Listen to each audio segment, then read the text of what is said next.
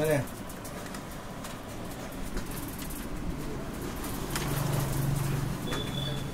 বুঝলি আমার কাছে কেন ঢুকে গেছে আমি তো ভিডিও করছি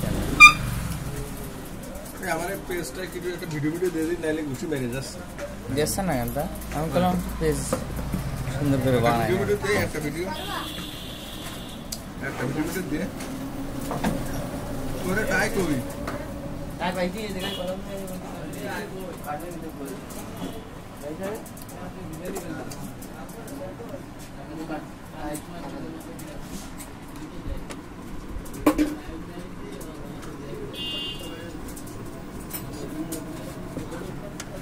লাইন